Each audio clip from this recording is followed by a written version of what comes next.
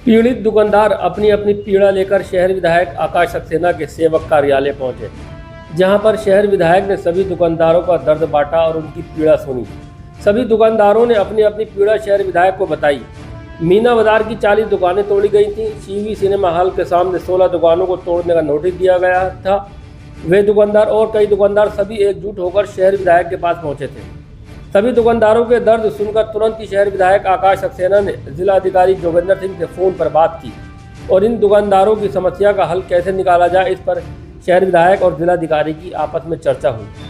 चर्चा के बाद ये हल निकला कि मीना बाजार में एक कॉम्प्लेक्स बनाया जाएगा, जहां पर 40 मीना बाजार के दुकानदार, 16 दुकानदार शीवी सिनेमा हॉल के सामने और कई लकड़ी के खोखे वाले हैं। उसके अलावा और भी कई दुकानदार थे जिनकी दुकानें तोड़ी गई हैं या कुछ दुकानें तोड़ने की कगार पर है।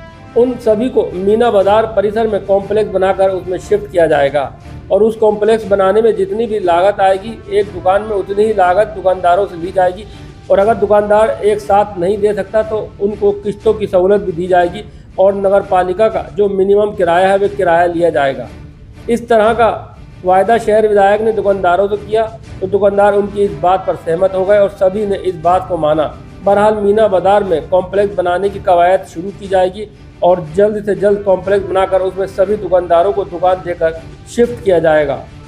विधायक जी, आज काफ़ी दुकानदार आपसे आगे मिले जिनकी दुकानें टूटी हैं। जितने भी हमारे जो ये अपने शहर के जो आज दुकानदार जितने आए हैं, चाहे वो केन सोसाइटी वाले हों, शिवी के सामने हों, रोडवेज़ के पुराने रोडवेज़ के सामने हो या बैंक ऑफ बड़ौदा वाली रोड पे या इसके अलावा कहीं भी जो दुकानों के अंदर जो सब अपने कारोबार कर रहे थे, सबसे आज पूरी वार्ता हुई और उसके बाद डीएम साहब से बात हुई और मैंने उनसे ये आग्रह किया कि भाई इनको हम कहीं ना कहीं इनको पक्का हमें दुकानों की व्यवस्था करनी चाहिए।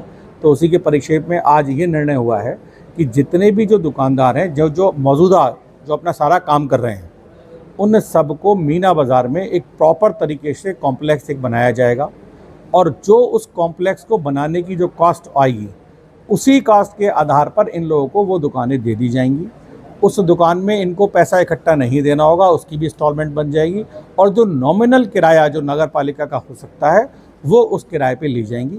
तो मुझे लगता है इससे अच्छा निर्णय और इससे अच्छा दुकानदारों के लिए कुछ नहीं होगा। सबने एक सहमति से सबने ये चाहा भी है कि हाँ, अगर ये काम होता तो अच्छा हो जाएगा।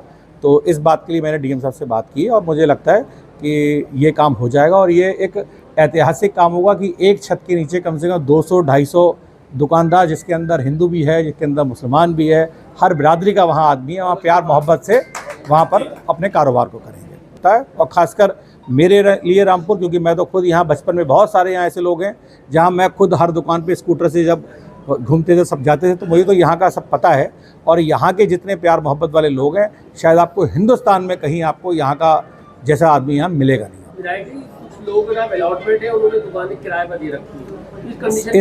इस लाइन का ये है कि जो दुकान पिछले 10 साल 20 साल से दुकान कर रहा है, असली हकदार वही है। तो मैंने यहाँ यही बोला है कि दुकानें उसी को दी जाएंगी जो पिछले 10-20 साल से 30 साल से अपना कारोबार कर रहा है।